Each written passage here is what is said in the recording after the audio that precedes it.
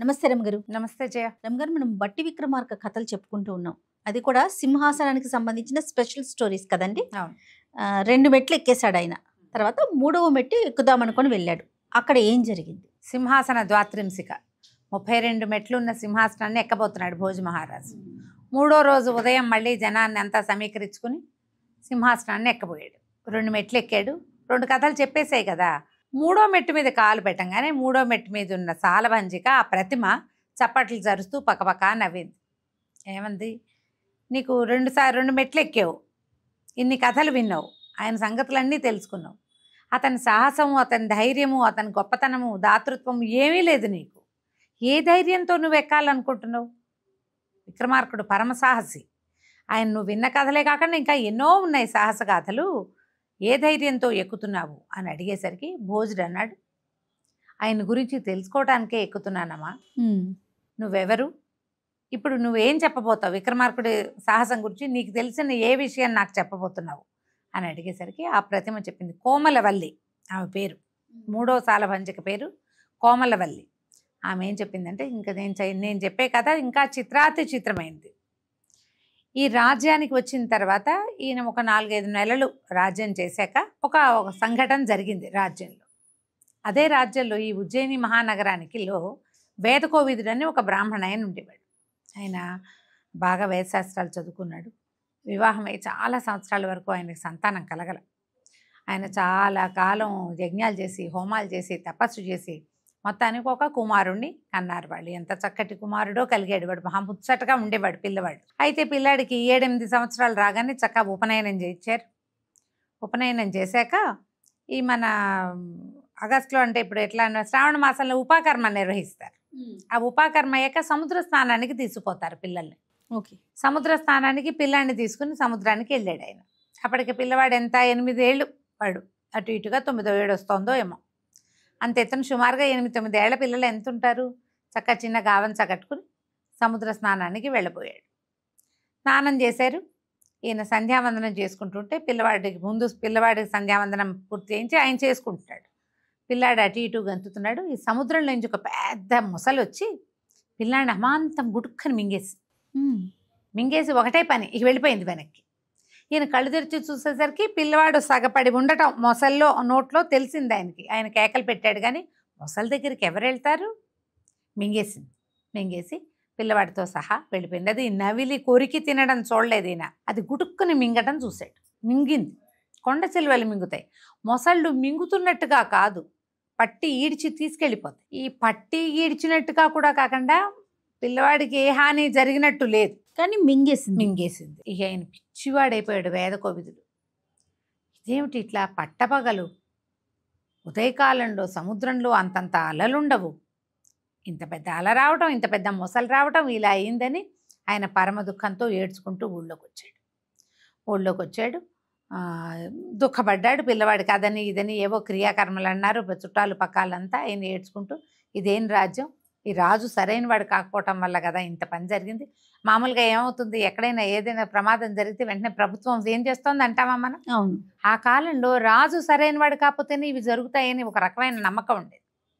ఆయన అరిచి కేకలు పెడుతూ, ఈ రాజు సరైన వాడు కాదు, విక్రమార్కుడే మంచి రాజు అయ్యుంటే నాకు ఇంత అన్యాయం జరుగుతుందా?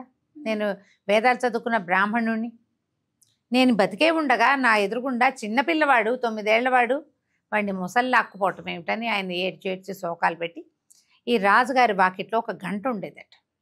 విక్రమార్కుడు బయట ఒక గంట కట్టించారు. ఆ గంట కొట్టేవాళ్ళు న్యాయం కావాలని. ఆయన ఆ గంటకేసి తలకాయ బాధేసుకున్నాడు. గంట పిచ్చెక్కినట్టు మోగిపోతోంది. ఎప్పుడైతే గంట మోగుతుందో భట్టి కానీ విక్రమార్కుడు కానీ బయటకు వచ్చేస్తారు. సైనికులు చూడడం కాదు, రాజో మంత్రో వస్తారు. వాళ్ళిద్దరూ ఉదయకాలం, అది మర్నాడు ఉదయం అన్నమాట. ఈరోజు మొసలు తీసిపోయింది, మర్నాడు ఇద్దరు పూజలో ఉన్నారు. ఆ లోపల ఉజ్జయిని కోట లోపల ఒక పెద్ద దేవాలయం ఉంది. అక్కడున్న ఏమిటి గంట మోగుతోందని గబగబా దిగొచ్చారు. భట్టి యమావేగంతో పరిగెత్తాడు. రాజుగారు నిదానంగా వస్తున్నాడు. ఆయన చేతుల నిండా పువ్వులు గివ్వులు చాలా ఉన్నాయి. ఈ భట్టి పరిగెత్తుకుంటూ వెళ్ళేసరికల్లా ఆయనకి ఏం కనపడింది? ఒక మధ్య వయస్కుడైన బ్రాహ్మణ ఆయన గంటకేసి తలబాదేసుకుంటున్నాడు. ఒళ్ళు మొహం అంతా నెత్తుటి మయమైపోయింది. ఆ దుఃఖంతో ఉద్వేగంతో తెలియడల్లా ఆయనకి. నేను పరిగెత్తుకుంటూ వెళ్ళి ఇద్దరు సైనికులను కేకేశాడు, ఆయన పట్టుకోండి అని. పట్టుకున్నారు, కూర్చోబెట్టారు. అడిగాడు, ఏంటండి ఏం జరిగింది, ఎందుకు ఇంత దుఃఖపడుతున్నారు, ఈ గంటకేసి తల బాదుకుని ప్రాణత్యాగం చేసేంత ఏం జరిగింది మీకు అనేసరికి ఆయన ఇంకా అరిచాడు గట్టిగా. విక్రమార్కుడు అమ్మవారి వరప్రసాదము, కాళికా వరప్రసాదుడు పరమసాహసి అని చెప్పుకుంటుంటే ఇక్కడ ఇలాంటి విచిత్రాలు జరుగుతున్నాయి, నా పిల్లాడిని నేను చూస్తుండగానే మొసల్లాక్కుపోయింది అని ఏడ్చి శోకాలు పెట్టాడు. ఈ లోపల విక్రమార్కుడు కూడా పూజ ముగించుకుని ఆయన కూడా వచ్చాడు. ఏం జరిగింది ఏమిటంటే ఇది చెప్పాడు. సరే ఎక్కడ జరిగిందంటే సముద్ర తీరం. సరే మీరు ఎక్కడ స్నానం చేశారు చూద్దామన్నారు. బట్టి నేను వెళ్ళి కనుక్కుంటానంటే విక్రమార్కుడు అన్నాడు, వద్దు, 5 నెలలు దాటిపోయినాయి, నేను బయటికి దేశాటనకి వెళ్ళవలసిన సమయం ఎలాగూ ఆసన్నమైపోయింది, అది చూసి ఆ వ్యవహారం ఏంటో కనుక్కుని నేను మళ్ళీ తిరిగి వచ్చేటప్పుడు ఆ బాలుడిని నేను తీసుకొస్తా. ఆయనకి ప్రామిస్ చేశాడు, మీ అబ్బాయిని నేను నా స్వయంగా చేతులతో తెచ్చి మీకు అప్పచెప్తాను అని. ఈయనకి ఇంకా 2-3 సాధనాలు దొరికినాయి. బేతాళుడు ఇచ్చాడని కొన్ని చోట్ల, దేవేంద్రుడే ఇచ్చాడని కొన్ని చోట్ల చెప్తారు. ఒక బెత్తము, ఒక జత పాదుకలు, ఒక రత్నకంబళము, ఇలాంటివి ఉన్నాయి. బేతాళుడే ఇచ్చినట్టు కూడా కొన్ని కథల్లో చెప్తారు. ఈ కంబళి మీద నిలబడి ఎక్కడికి వెళ్ళాలంటే అక్కడికి తీసుకుపోతుంది అనమాట. సరే, ఈయన తన సామాన్లు, ఆయన దగ్గర 18 రకాల ఆయుధాలు ఉన్నాయి ఆయనకి, రకరకాల విక్రమార్కుడికి. ఈ ఆయుధాలన్నీ తీసుకుని బేతాళుడిని సహాయంగా తీసుకుని ఎక్కడైతే ఈ బ్రాహ్మణ ఆయన కుమారుడిని పోగొట్టుకున్నాడో అక్కడికి వెళ్ళాక ఆయన, మీరు ఎక్కడ సరిగ్గా స్నానం చేశారు, ఎక్కడ చేశారు ఏంటంటే, ఇదిగో ఇక్కడ ఈ ప్రాంతంలో నిలబడ్డాం, నేను ఇక్కడ కూర్చుని సంధ్యావందనం చేసుకుంటా, పిల్లవాడు ఇక్కడ నుంచున్నాడు, మొసలు అక్కడి నుంచి వచ్చింది అని చూపించాడు. సరే, ఏమన్నాడు, మీరు వెనక్కి వెళ్ళిపోండి, మీ అబ్బాయిని తీసుకొచ్చే పూచి నాది అని బేతాళుడి కూడా ఆజ్ఞ ఇచ్చేసాడు. నువ్వు రావద్దు నాతోటి, నేను ప్రయత్నం చేస్తాను, కుదరకపోతే నీకు చెప్తానని తన దగ్గర ఉన్న రత్నకంబళి పరిచి దాని మీద నిలబెట్టాడు. మొసళ్ళు ఉండే ప్రదేశానికి నన్ను తీసుకెళ్ళు.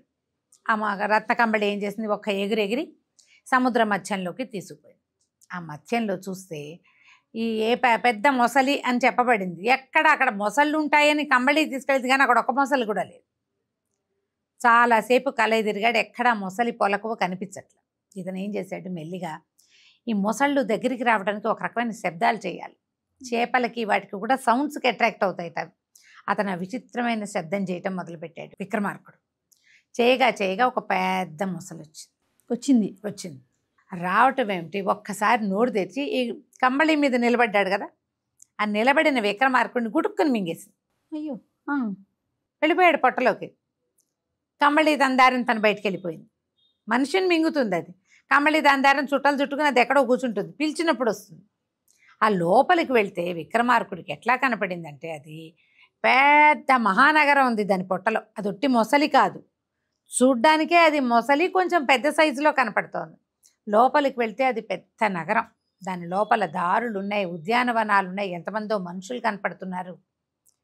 అర్థం కాల. మెల్లిగా నడవటం మొదలుపెట్టాడు, అటు ఇటు తిరిగాడు, కత్తి సవరించుకుని తిరుగుతూ ఉంటే చాలామంది పిల్లలు కనపడుతుంటే ఈయనకేమనిపించింది, ఈ పిల్లల్లో ఒకడేమో వాడు మింగబడిన పిల్లవాడు. ఆ పిల్లల దగ్గరికి వెళ్ళి, బాబు, ఉజ్జయిని నగరంలో ఉండే వేదశాస్త్రాలు చదువుకున్న వేదకోవిదుని కుమారుడు ఎవరు మీలో అని అడిగితే ఓ పిల్లాడు వచ్చాడు. ఇవతలకి గావంచా కట్టుకుని చక్క యజ్ఞోపవీతం వేసుకుని బొట్లు గిట్లు పెట్టుకుని ఉన్నాడు. నేనేనండి వేదకోవిదుడి కుమారుడు అన్నాడు. ఆయన ఆశ్చర్యపోయాడు. సరే, ఆ పిల్లాన్ని చంక పెట్టుకొని తను ఎక్కడి నుంచి నడిచి వచ్చాడంటే, లోపలికి వెళ్ళంగానే నడవటం మొదలెట్టాడు కదా, ఆ వెనక్కి నడవటం మొదలు పెడితే ఈయనకి మొహాన్ని తగిలింది మొసలి తాలూకు చర్మం. ఈయన ఏం చేశాడంటే, ఆ మొసలి చర్మాన్ని గీరేస్తే అది ఇట్లా నోరు తెరిచేసింది, తెగిపోయింది. తెగంగానే దాంట్లో నుంచి బయటకు వచ్చేసి కంబళిని పిలిచి, దగ్గరలో ఉన్నటువంటి ఏదైనా ఒక ద్వీపానికి నన్ను తీసుకెళ్దుగాని అన్నాడు. కంబళి మీదకి ఎక్కేసాడు. ఎక్కిన తర్వాత ఆయనకు అనిపించింది, ఇప్పుడు ఈ మొసలి ఇందులో ఒక మహానగరం ఉంది, దీన్ని గీరేస్తే నీరు వెళ్ళిపోయినా వాళ్ళకి ఏదైనా ప్రమాదం అవుతుంది. ఈయన దగ్గర కాళికాదేవి మొదటి ఇచ్చిన విభూది ఎప్పుడూ ఒక డబ్బీలో భరిణలో ఉండేది. ఆ విభూదిని చల్లేశాడు ఆ మొసలి మీద. ఆ చిరిగిపోయిన మొసలి చర్మం మళ్ళీ అతుక్కుపోయి. అదేదో వింత, సముద్రాల్లో అలాంటివి ఉంటాయట. ఈ పిల్లవాడితో కలిసి ఇతను సింహళ ద్వీపం లాంటి పేరున్న ఒక ద్వీపానికి, పుష్కర ద్వీపానికి వెళ్ళిపోయాడు. ఈ సముద్రంలో చాలా రకాల ద్వీపాలు ఉంటాయి కదా, ఎంత పెద్ద ద్వీపమో అది మనుషులు ఉండే చోటకి వెళ్ళాలి. కానీ ఇప్పుడు ఇతను వెనక్కి వెళ్ళడానికి వీల్లేదు. ఎందుకంటే వీళ్ళు ఏం పెట్టుకున్నారు, 6 నెలలు రాజ్యపాలన, 6 నెలలు దేశాటన. ఇప్పుడు పిల్లాన్ని పుచ్చుకొని తనతో పాటు తీసుకుపోయాడు. తీసుకెళ్ళిన తర్వాత ఏమైంది, ఆ ఊరంతా మంచి సందడిగా ఉంది. ఆ పుష్కర ద్వీపం అంతా బాగా అలంకారం చేశారు, బ్రహ్మాండంగా ఉంది. సరే జనం అంతా హడావిడిగా తిరిగేస్తారు. రకరకాల రథాలు గిదాలు అంటే ఎట్లా వచ్చినాయి, సముద్రంలోంచి వచ్చినటువంటి పడవలు దిగి జనాలు రథాలు ఎక్కి ఆ రాజప్రాసాదం వైపుకి వెళ్తున్నారు. ఇతను ఒక బ్రాహ్మణ ఆయన్ని పట్టుకున్నాడు. ఏమంటే ఇక్కడ ఏమన్నా సత్రాలు ఉన్నాయా ఏమిటి, ఈ ఊళ్ళో హడావిడి ఏంటండి అంటే, ఈ పుష్కర ద్వీపానికి పరమాద్భుత చరిత్ర కలిగిన ఒక రాజుగారు ఉన్నారు. రాజుగారికి లేక ఒక సంతానం కలిగింది. హేలావతి ఆ అమ్మాయి పేరు. అసలు ఆ పిల్లని ఎంత అపురూపంగా పెంచారో, అసలు కనడమే అపురూపంగా లేక కలిగింది పిల్ల. చాలా అద్భుతమైన అందగత్తె, చాలా గొప్ప పేరు కలిగిన రాజుగారు మా రాజు. మేము ఇక్కడి నుంచి రకరకాల ఏమంటారు వాటిని, సుగంధ ద్రవ్యాలు అవి ఎగుమతి చేసే ద్వీపం ఇది. ఇప్పుడు అమ్మాయికి పెళ్లి వయసు వచ్చింది హేలావతికి. సో మా వాళ్ళు ఏం చేశారంటే స్వయంవరం చాటించారు. చాలామంది రాజులు వచ్చారు ఊళ్ళోకి. అదే ఈ సందడి. మరి ఒక రాజుగారు ఒక ఊరు నుంచి ఇంకో ఊరికి పెళ్లికి వచ్చాడంటే ఆయనతో ఎంత పెద్ద గుంపు వస్తుంది. అవును. వాళ్ళ సమూహం మళ్ళీ వీళ్ళు ఎదురెళ్ళి వాళ్ళని స్వాగతించి వాళ్ళకు ప్లేస్లో కూర్చోబెట్టడం ఇవన్నీ జరుగుతాయి. ఈ గందరగోళంగా ఉంది బాబు, ఇది మా కథ అని చెప్పాడు. సో ఇక్కడ రాజకుమార్తె హేలావతికి స్వయంవరం చాటించబడింది. అమ్మాయి బాగుంటుందా అని అడిగాడు. ఏమోనైనా నేనైతే చూడలేదు, కానీ నా భార్య చెప్తుంది అసలు స్త్రీలలో అలాంటి వాళ్ళు ఉండరు. మా మొత్తం పుష్కర ద్వీపంలో హేలావతి అంత అందగతే ఎవరు లేరట. ఈ రాజుగారికి ఆ హేలావతిని చూద్దామనిపించింది విక్రమార్కుడు. సరే ఈయన ఏం చేశాడు, ఈ పిల్లాన్ని ఈ బ్రాహ్మణ ఆయనకి అప్పచెప్పాడు. ఆయన ఒక సత్రం యజమాని. ఆయన అడిగాడు, మీ సత్రంలో ఉంటాను నేను, నాకు వేరే వ్యవహారం ఉంది, ఆ 4-5 నెలల్లో వచ్చి తీసుకెళ్తా. ఈ పిల్లవాడిని మీ దగ్గర అట్టు పెట్టుకోండి, మీ దగ్గర ఉంచుకోండి, మీకు సరిపడా ధనం ఇస్తాను నేనని చెప్పి ఆ సత్రంలో పిల్లాడిని అప్పచెప్పాడు. ఈ పిల్లాడిని వెంబడి పెట్టి తిరగలేడు కదా. పిల్లాడినేమో ఆయనకు అప్పచెప్పేసి ఊళ్ళోకి వెళ్ళి ఒక మంచి రత్న కంబళి లాంటిది ఒకటి కొన్నాడు.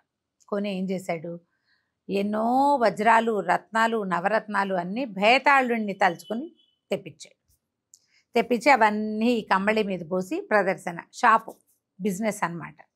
ఇవి వచ్చిన వాళ్ళందరూ అరే భలే ఉన్నాయే, మా ఊళ్ళో ఇలాంటివి దొరకవు అని ఒకళ్ళు రావడం మొదలుపెట్టారు. క్రమంగా ఏమైంది, ఈ రాజకుమారులు కొంతమంది వివాహం కోసం స్వయంవరానికి వచ్చారు కదా, వాళ్ళందరూ ఊళ్ళో తిరగడానికి వస్తారు. కొత్త ఊరు వెళ్తే మనం వెళ్ళామా షాపింగ్కి, ఆ షాపింగ్ కోసం వచ్చిన రాజకుమారులు అందరూ ఈ వర్తకుడి దగ్గర చేరారు.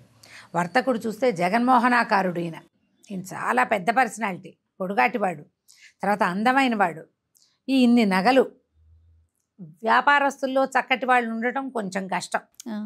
ఈయన రాచకళ కనపడుతోంది, ఈయన భాష చాలా బాగుంది, రాచటీవితో ఉన్నాడు, వస్తువులు మరీ బాగున్నాయి. జనం అంతా చేరిపోయారు, హడావిడిగా నడుస్తుంది. సాయంకాలం 4:30-5 గంటల అయ్యేసరికల్లా స్వయంవరం ప్రకటించారు.